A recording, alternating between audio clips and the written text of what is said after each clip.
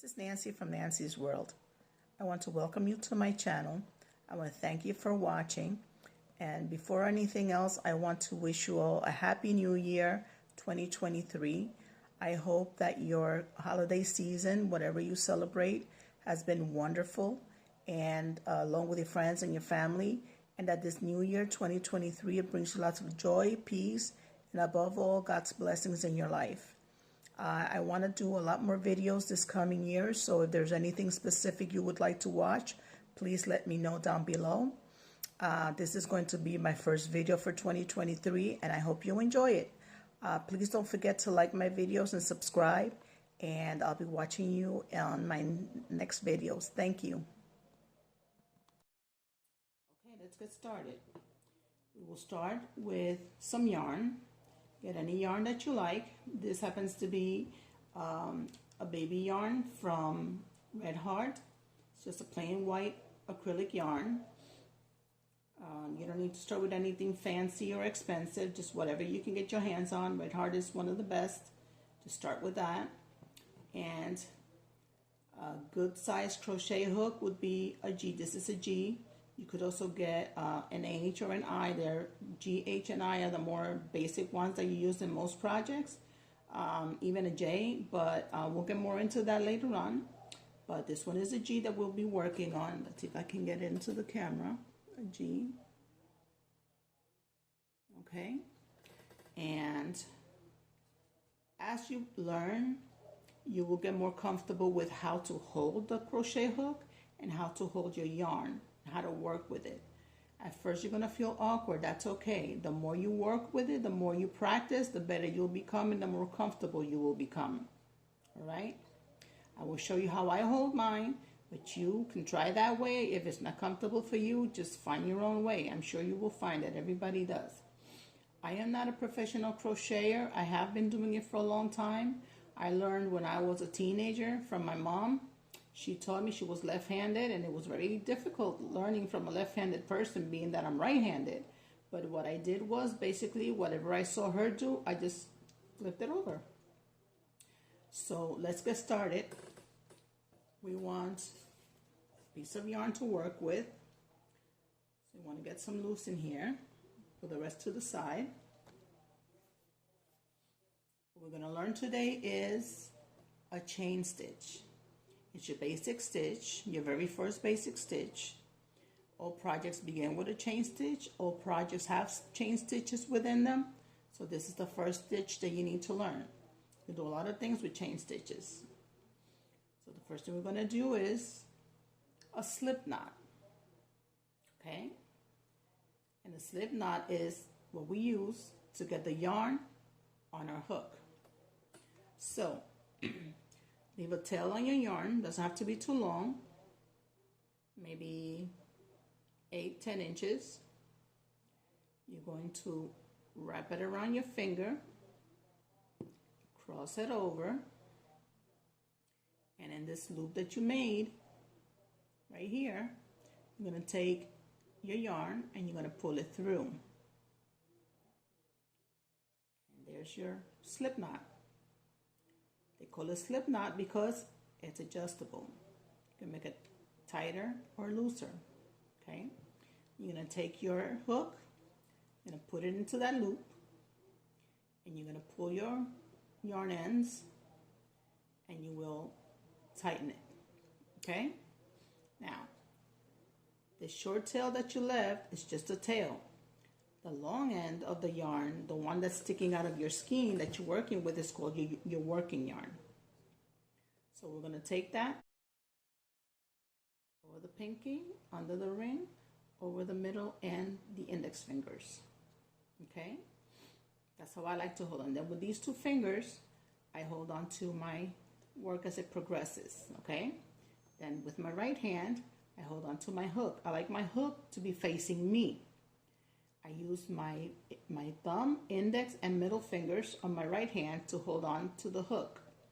And then you hold it near where this flat part of the hook is. And most hooks will have something like this because this is for grasping.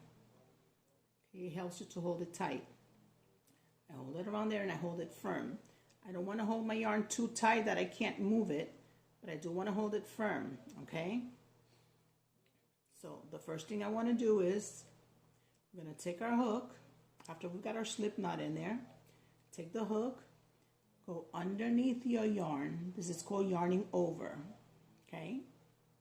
So again, I take your hook with the one loop that's on it, your slip knot, and you're going to go under and over your yarn. Then you're going to pull on it with the hook part. You're going to go underneath the loop that was on your hook, on your crochet hook. That's one slip stitch. Let's do it again. Yarn over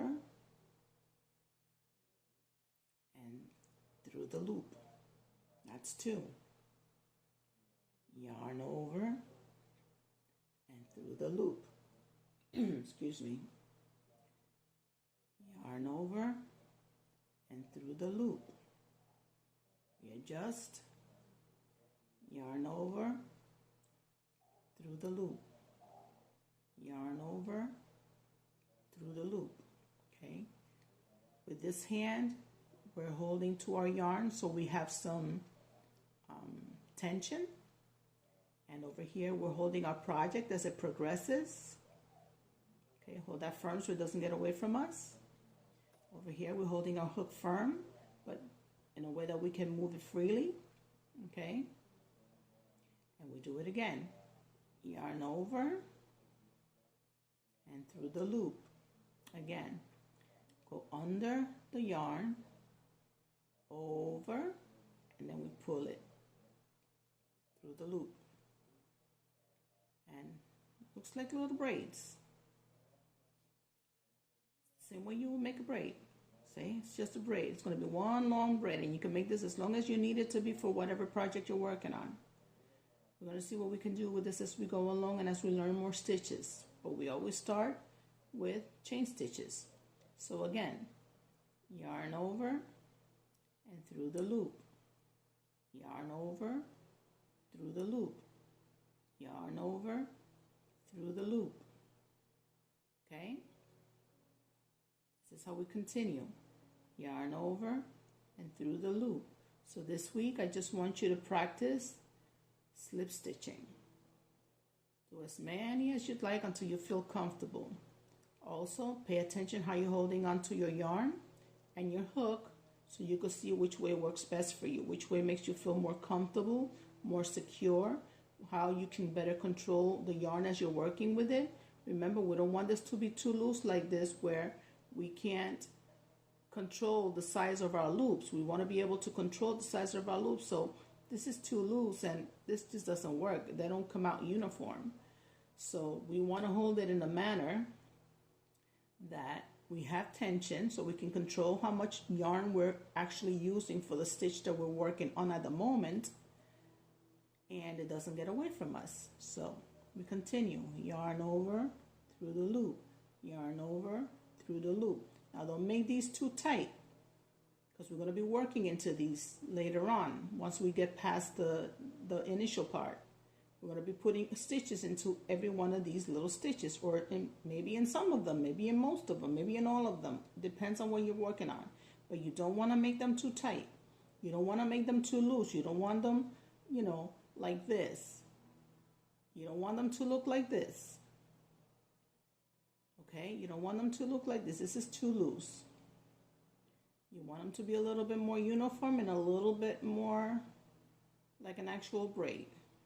Okay, so again, work on your tension and work on your stitching.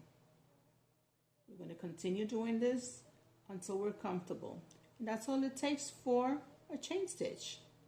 This is our very first stitch, a chain stitch. If you're following along, I encourage you to practice, practice, practice. The more you practice, the more comfortable you will be with the way you hold your yarn, with the way you hold your hook, with the tension that you keep, with the way your projects are going to look. You're going to get more confidence as you practice. Everything comes with practice. Practice makes perfect. So keep practicing all week long, and congratulations, you've learned your first stitch, a chain stitch. So don't forget to follow me and like this channel.